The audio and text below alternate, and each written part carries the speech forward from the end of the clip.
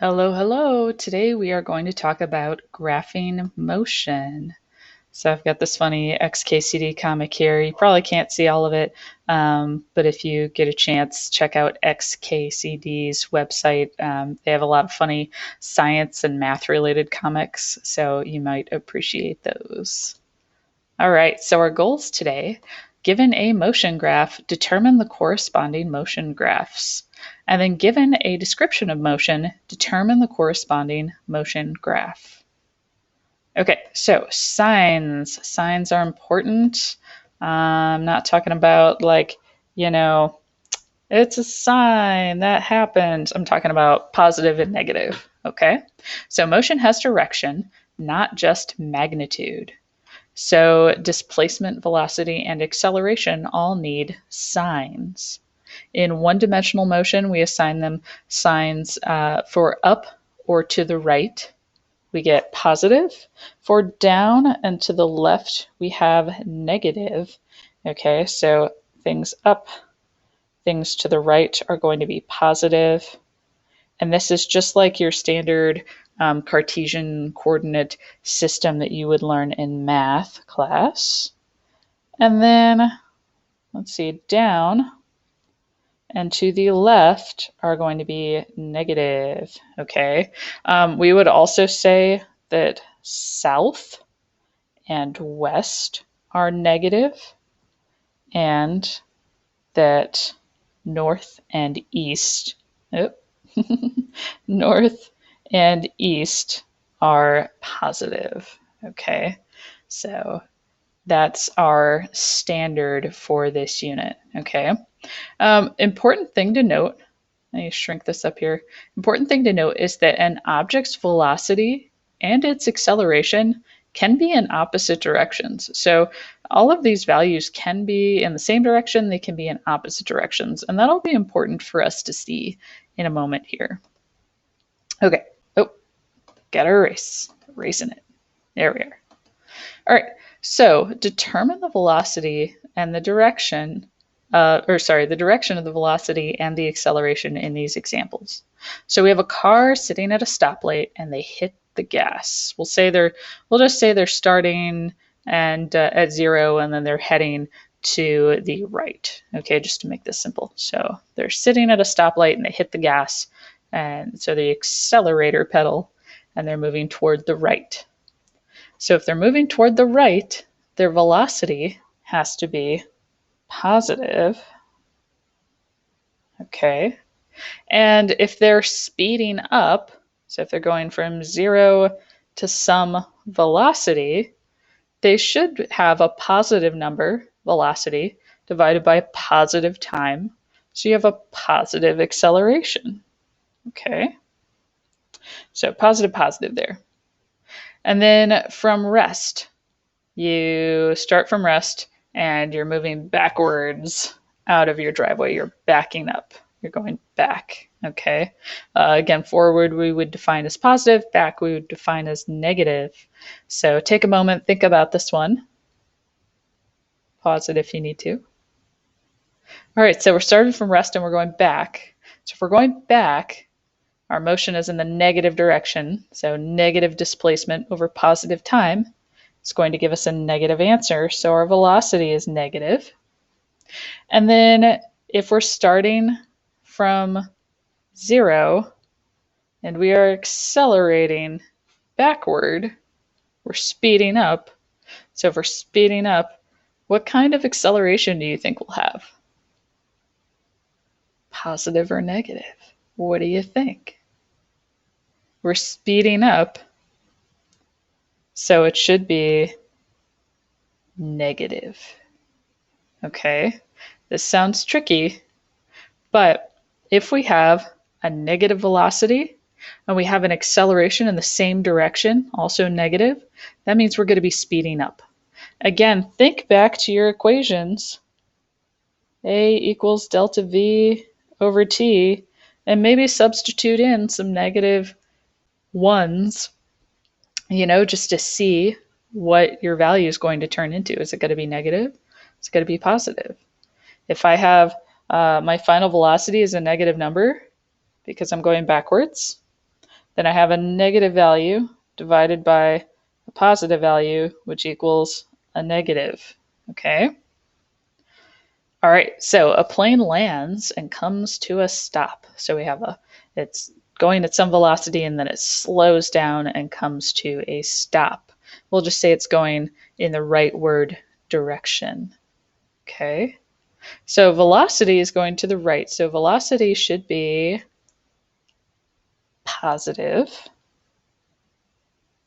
Okay, my acceleration though, I'm going from some velocity to nothing. So my final velocity is 0.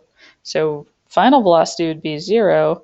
And then I'm subtracting that initial velocity. We'll just substitute in a unit value of 1 here. And then divided by time. So that's a negative answer. So my acceleration should be negative. Okay?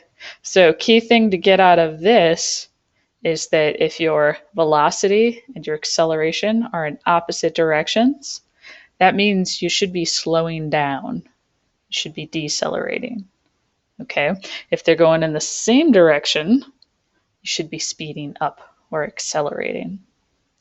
Okay, you drop a rock off of a cliff. So when you're holding that rock above the cliff, you've got your rock and you drop it, it's starting from rest and then it's speeding up.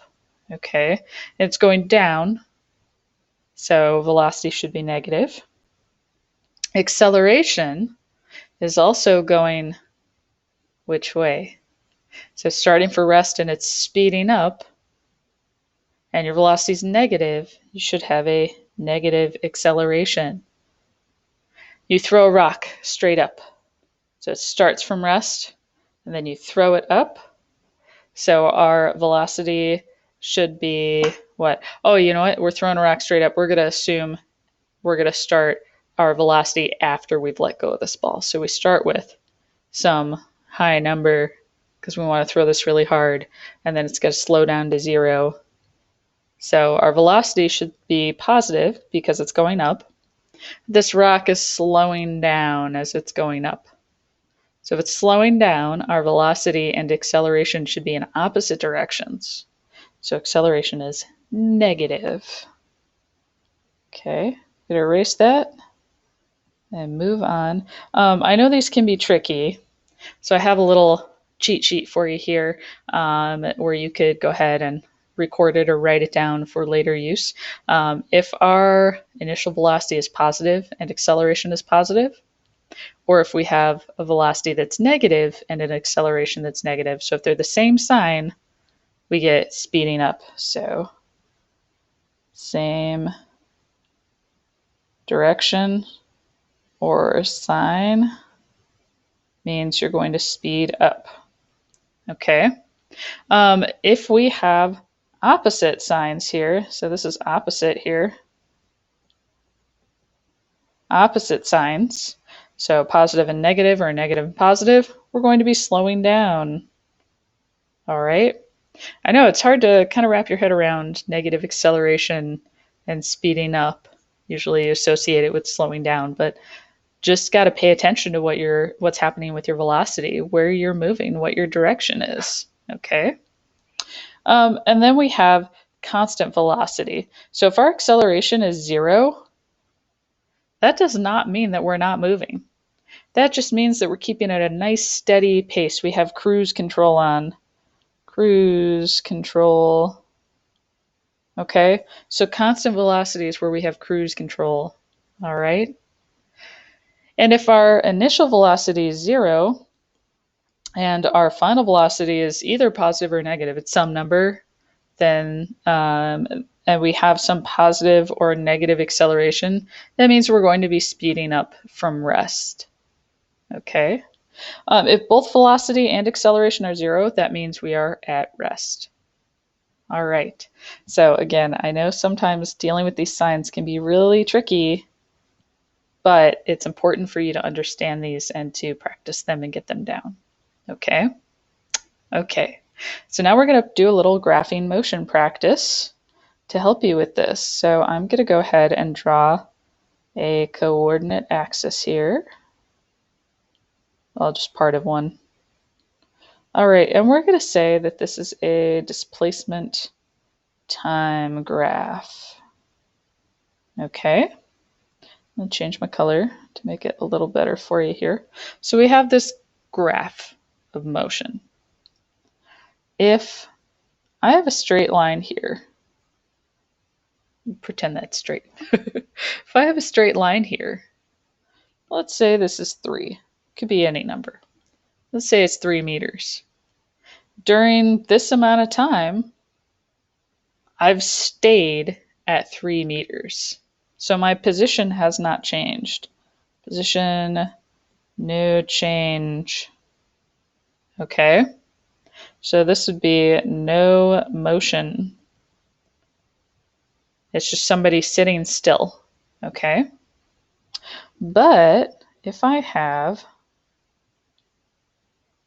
do another displacement time graph here. Say I have a nice diagonal line. That means maybe we've gone from 3 meters up to, let's say, 10. That means I've changed position. I have a displacement. Right here, I've gone from 3 to 3 in my position time graph. Okay, so that would mean delta d, or delta x, it's going to be 3 minus 3, which is 0. No change, no motion. But over here, I've got delta d is equal to my final position, which is 10, minus my initial position, which is 3. Okay, 10 minus 3 is 7 meters. So I have displacement in this second graph. Okay. All right, let's do a velocity time graph here.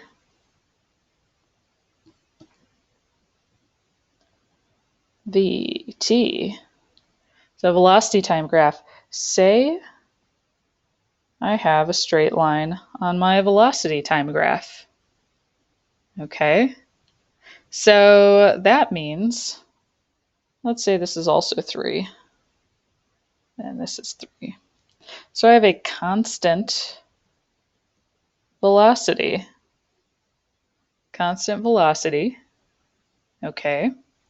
And constant velocity, what do you think that means for my position time graph? So here's my position time graph. So this would be the corresponding position time graph. So if my velocity is constant, that means for every second here, I have 3 meters per second in velocity. So I've moved 3 meters in those seconds. So pretend we've got our nice little graph here too. Those are each seconds. And we'll say we started at 0. So if I moved 3 meters in the first second, I need to go up to, let's say that's 3. And then 3 meters in the next second, let's say that's 6. And 3 meters in the next second, we'll say that's 9. Okay, so this is how you can work back and forth and create these velocity time position time graphs. You should be able to work back and forth. And the thing to think about is the slope. Okay, so we have the slope of this line. If we want to find our velocity time graph, we got to find the slope of this line, and that'll give us our velocity time graph. So the slope of this line, we've changed 3 meters in 1 second. 3 meters in 1 second is our velocity, 3 meters per second. So that's what we could draw over here. So for your calculus people, this is kind of fun. Your velocity is actually your first time derivative of the displacement. Okay, again, we're thinking about slope when we think about derivatives and stuff. Okay, this is your first time derivative of your displacement, which is pretty cool, thinking about slopes. So we can get a little more complicated even. We'll erase that. Say we have some position time graph and it's got a curve. If you have calculus, you can find slopes of curves very easily. Okay, so you'd be able to find that changing slope of the curve. For the rest of you, and what's expected in this class is that you'll be able to reconstruct a graph of this. I don't expect that you know how to do the calculus for this. This is an algebra-based course, but I do expect that you could recreate a graph. So think about how the slope is changing. How is the slope changing? Okay, so right here we're starting from pretty flat, and then we're increasing at an increasing rate. So you got to remember your stuff from math class. So we're increasing at an increasing rate.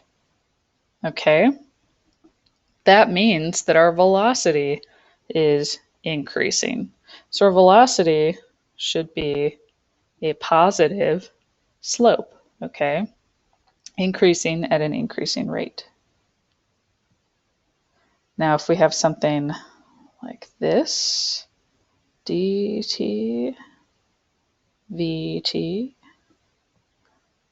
and let's say we're doing something like this. Okay, we're decreasing at an increasing rate. Okay, so we're decreasing at an increasing rate. Our velocity is going to end up in the negative. It's decreasing, okay, at an increasing rate. So we're going into the negative. All right. Oh, you know what? I drew that wrong. Sorry about that. Let's fix that. These get really complicated really easily. So here, d, t, v, t, and we are decreasing at an increasing rate. So if we are decreasing here, our distance is decreasing at this decreasing rate, or increasing rate, sorry. So it's decreasing at an increasing rate. We'll go back to this color. That means that our velocity is doing what? Is our rate increasing or decreasing? Oh, yeah, it is a decreasing rate. So we're decreasing at a decreasing rate. Because you got to look at the slope. Big slope, and then it's getting smaller, smaller slope, smaller slope. Okay, so kind of break it up into chunks. So it's at a decreasing rate, which means we're slowing down.